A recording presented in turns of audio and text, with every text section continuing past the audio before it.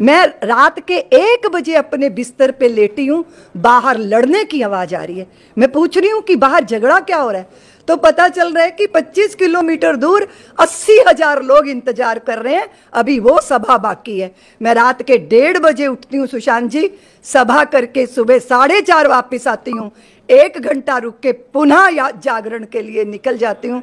मैंने जीवन में कभी उस दौर में बैठकर पलथी मार के भोजन नहीं किया सुशांत जी। मेरा भोजन मेरे हाथ पे गाड़ी में होता था, सारी रात 25 रातें महीने की ट्रेन में, और सारा दिन मंच और माइक, बस जागो हिंदुओं और सरयू की ले सौगंध चढ़ो सिंहासन पर, अपमानित पंचाली काले कोप बड़ो दुस्शासन पर, एक बार कंकड़ कंकड़ को शिव शंकर हो जाने दो, नेत्र तीसरा खुल जाने दो, प्रलयंकर हो जाने दो, एक बार फिर महादेव हर बम बम हो जाने दो। इस भाव के साथ हमने कार्य किया। चुनौतियां थी, मेरे गुरु भाई को उठा के ले गए सुशांत जी, घुटने तक रुई बांधी, 15 दिन में धीरे धीरे मिट्टी का तेल डाल के जला के मार डाला। सारी रात हमारा आश्रम है मध्य प्रदेश में अंदर छतरपुर डिस्ट्रिक्ट में, सारी रात फायरिंग होती थी, मनोबल तोड़ने की कोशिशें होती थी, लेकिन मन में एक साध थी कि सुख दुख की झूठी चाह नहीं, अब जीवन मरण स्वप्न सा है, अब भला मृत्यु का डर कैसा, हम स्वयं मृत्यु को मार चले। और सबसे बड़ी बात है, मेरे गुरुदेव, हमारा मंडल, सारी उन प्रतिकूलताओं में, प्रताड़नाओं में, सुशांत जी इसी दिल्ली में हमारे गुरुदेव की गाड़ी कोई अपने घर के सामने खड़ी नहीं कर पाता था। लोग डरते थे कि पुलिस आके दबिश देगी। मैंने स्टेशनों पे रातें काटी, बस अड्डों में कंबल ओढ़ के बैठी रही भिखारियों के बीच में, खेतों में जो ट्यूबवेल होते हैं ना, छोटा सा ट्यूबवेल का कमरा बना होता है, वहाँ रातें काटती थी। ये जो ज्योराहा जगह है, ये खजुराहो के पास एक छोटा गांव, एक कोठड़ी, पूरी रात उसमें धुआं भरता था, मैं उसमें छुपी हुई थी। सुबह 3 बजे बाहर निकल के अपना फ्रेश वगैरह होके तालाब में नहा के फिर उस कोठड़ी में, इतने वो सारा समय वही वाली बात है कि वो सारी पीड़ाएं, दुख, सारी जिल्लत, अपमान। और मैं बता रही थी सुशांत जी, सारी दुनिया में मुसलमान, आप तो मालूम है जब लंदन से मैं लौटी थी, आपने मेरे से बात की थी, पूरे भारत ने उसको, भारत ने नहीं पूरे विश्व ने उसको सुना था जब आप मुझसे बात कर रहे थे।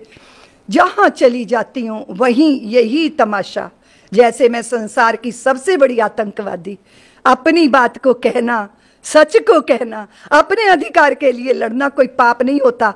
हर लोकतंत्र की व्यवस्था हर व्यक्ति को ये जो है अधिकार देती है, पर क्योंकि इस तरह चंद लोग हैं जो इस तरह परेशान करते हैं। लेकिन ये तो पता ही है सुशांत जी, आपको भी पता है कि आप परेशान तो कर सकते हो पर पराजित नहीं कर सकते।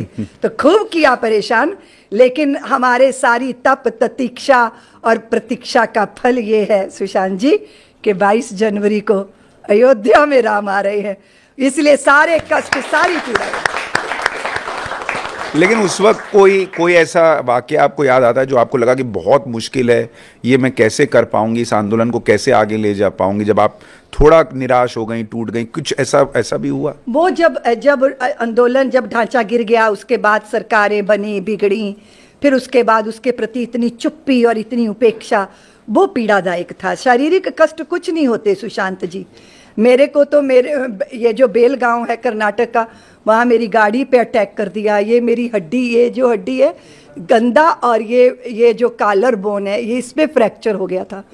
मेरी पूरी गाड़ी को मतलब पुलिस ने जानबूझकर ऐसी बस्ती में डाल दिया जो राम जी का नाम भी नहीं सुनना चाहते, और उन्होंने गाड़ी के आगे पत्थर रख के मेरी गाड़ी रोक ली और पत्थरों का इतना पथराव किया कि पूरा जो गाड़ी का कांच था टूट के मेरी आंखों में भर गया। मेरे साथ जो थे उन्होंने मेरा सिर नीचे कर दिया तो मेरा सिर बच गया, लेकिन बहुत जगह जगह फ्रैक्चर हुए। वो रात ऐसी थी सुशांत जी, जिधर जा रहे थे उधर आग लगी हुई, कहीं रुकने बचने ठहरने की जगह नहीं थी। पर ईश्वर ने रक्षा की। जिसके सिर पर हो तुम स्वामी, सो दुख कैसा पाए। हमने शारीरिक कष्ट झेले सुशांत जी, अपमान झेले, प्रताड़ना झेली, गंदी गंदी स्टोरी मेरे लिए छाप के लोगों ने चरित्र हनन करने की कोशिशें की, लेकिन मैं मनसा वाचा कर्मणा एक, हम एक ही बात चाहते हैं, हमारे राम जी का स्थान हमें मिल जाए।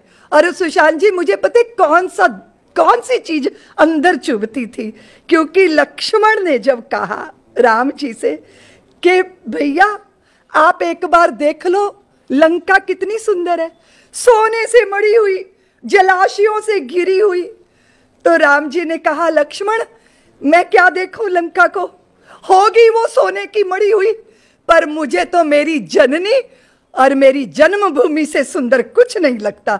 जिस श्री राम को अपनी जन्मभूमि से इतना प्यार हो और वो जन्मभूमि की ये दुर्दशा, ये चित्त में वेदना थी जिसके कारण सारे कष्ट झेलने को तैयार थे हम, लेकिन कहीं गहरे में ये विश्वास था कि हमारा सपना पूरा होगा।